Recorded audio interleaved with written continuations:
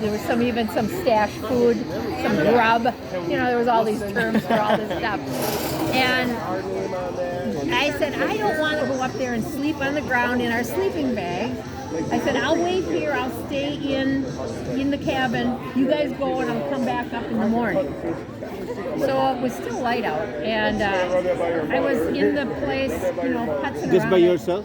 Just by myself. And they had gone, I don't really know how far it was to the airstrip, but it was quite a distance.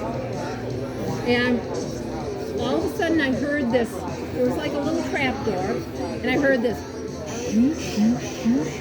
like really, it wouldn't have been like a squirrel or anything small. It sounded big. Up in the, it's like an attic, but it's just a little trap door. No windows or anything. And I'm hearing this. And I'm hearing it, and I'm just like, there's something or someone up in there. And so I went to the door, and I started pretending like Steve came back. I said, oh, hi, Steve. Wow, what, And he stopped. This noise stopped upstairs. And as I was talking to him with the door open, and that wasn't him, of course, I was gathering my stuff, because I kind of had it all over the place, and I'm going, just kind of blabbing on. And I get all my stuff together, because it was moving toward that opening of the trap door. So were you making any noise before? Somebody knew somebody was there, right? I felt that there was somebody up there. But they know somebody was there. Were you making any noise? Yeah, they would have known I was in there. Yeah. And I think he probably, I don't know if he left, and we were in there when we talked about him leaving or not. I'm not sure about that. So what's this place again? It's like an attic, or? It's like... It sounds like a log cabin. It's a cabin that had like a second floor, but not any, it's just like a trap door, and it's just like a crawl space up in there. There's the roof, and then there's like the rafters. Is it finished? No. It was just, very rustic. It was, and so was it insulation? I doubt it. Not even that? I don't think so, yeah.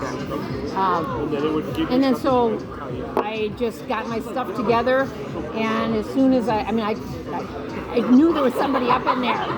And so I got my stuff, and I just hauled ass, and I just ran, and I look around, and there's like a ladder up on the building. Didn't probably have anything to do with it, but it made me like extra freaked out, like somebody had been up with this ladder.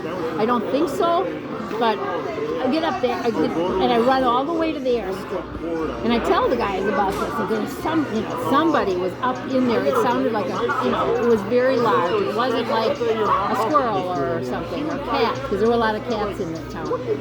The next morning, we see a plane coming in. It was coming into the stairs, and nobody else is ever around. This is like in the middle of nowhere. Then the plane comes in, and they land, and it's not our guy. And two Mountie police guys get out, and they said they're up there looking for somebody that escaped from something or other. They said that he's supposedly up in this area. So I told them about it, that this guy, and I'm really sure that it was this person they were looking for was hiding out in there. He was... Okay.